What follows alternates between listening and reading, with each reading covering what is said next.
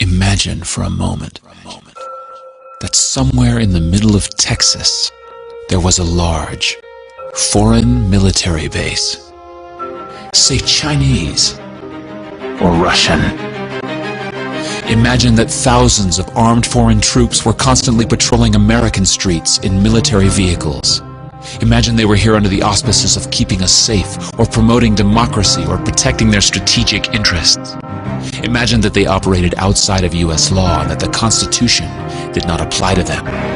Imagine that every now and then they made mistakes or acted on bad information and accidentally killed or terrorized innocent Americans, including women and children, most of the time with little or no repercussions or consequences.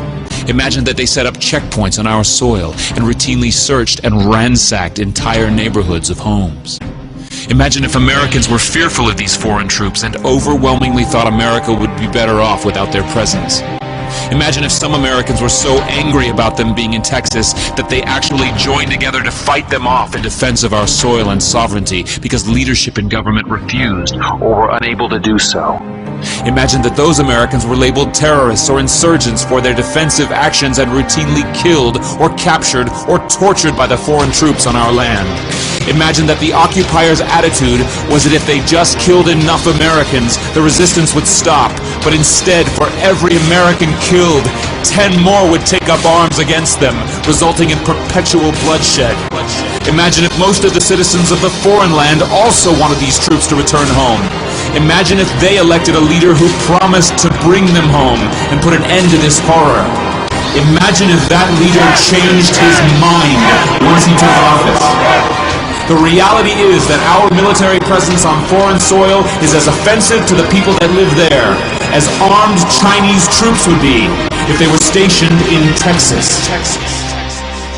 Shutting down military bases and ceasing to deal with other nations with threats and violence is not isolationism. It is the opposite. Opening ourselves up to friendship, honest trade, and diplomacy is the foreign policy of peace and prosperity. It is the only foreign policy that will not bankrupt us in the short order, as our current actions most definitely will. I share the disappointment of the American people in the foreign policy rhetoric coming from the administration.